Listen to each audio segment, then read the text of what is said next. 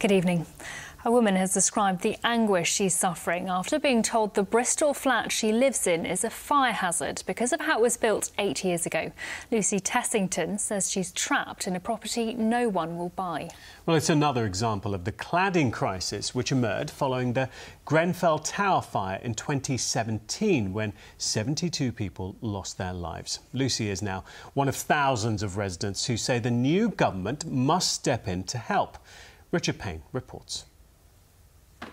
When Lucy Tessington moved into her first home 7 years ago, she thought it was a dream realised. But the problem since is illustrated by the weight of correspondence it's produced, trapped in the home she can't sell because it's a serious fire risk. I want to move on in my life. Maybe have a family, maybe have more space, and I just can't do that, however hard we try to get answers. And it's extremely stressful. It's just this cloud that's been over me for a very long time that I just want to get it fixed. Lucy bought her two-bed flat with the former government's Help to Buy scheme. Now she's paying back £100 a month just in interest on the loan for a property she can't sell because no mortgage company will lend against it. Every day I'm being told that I live in a building that's high risk, that isn't to standards. If a fire starts on the other side of the building, then my home's in trouble. Lucy's block of 20 flats is under 11 metres tall, below the height deemed a risk to life.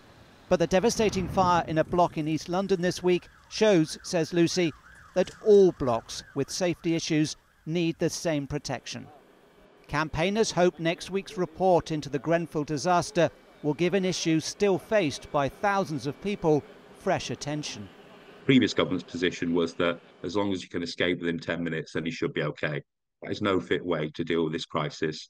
And we're telling people like Lucy, anyone in under 11 metre buildings, to make sure that they contact the government. We can help them, speak to their local press, shine a light on this utter horror show, and soon we'll get justice. Tonight, the developers of the Bristol block, Claywater Homes, said it appreciated the stress for leaseholders, but it had no legal or contractual responsibility for any further works, given it met building regulations when the property was completed in 2016. The company acting for the freeholder said in a statement, "We sympathise with leaseholders who continue to face difficulties, and Homeground is staying in close contact with the managing agent of the building to find a solution." Lucy says it's not sympathy she needs, but action. It's not good enough to just say, we're looking into it. Fire doesn't wait for anybody, so why is the government waiting? After 7 years, her fight to move on goes on. Richard Payne, ITV News, Bristol.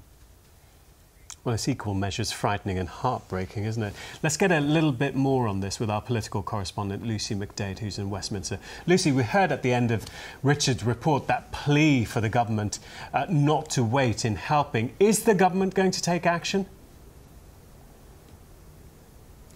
Well, the government is certainly taking notice, and let's remember we've got a new Labour government. This is another problem they've inherited from the old Conservative government that was dealing with this issue ever since the Grenfell Tower fire in 2017, and we've seen it rear its head again recently with the fire in East London.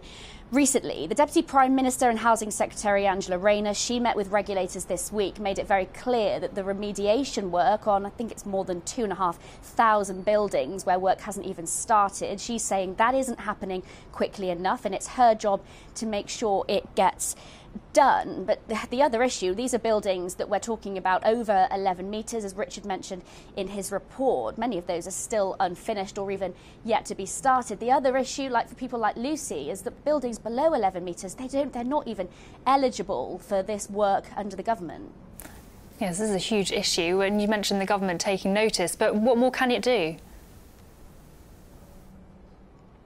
Well, as with everything, it really comes down to money here, and that is the real issue. The government made very clear back in 2017 that the ultimate responsibility for remediation work falls to the industry, so building owners and developers. The government, because of a lack of accountability on all parts really, has already put billions of pounds into pots to help that work get started, but there just isn't enough money for the amount of work that needs to be done. The government could put its hand in its pocket and put more money on the table, but we know the economic situation. They say they've got a £20 billion black hole that needs filling. I think the truth of this situation is that a pretty significant intervention would be needed for anything to really get done soon. OK, Lucy, for now in Westminster, thank you very much.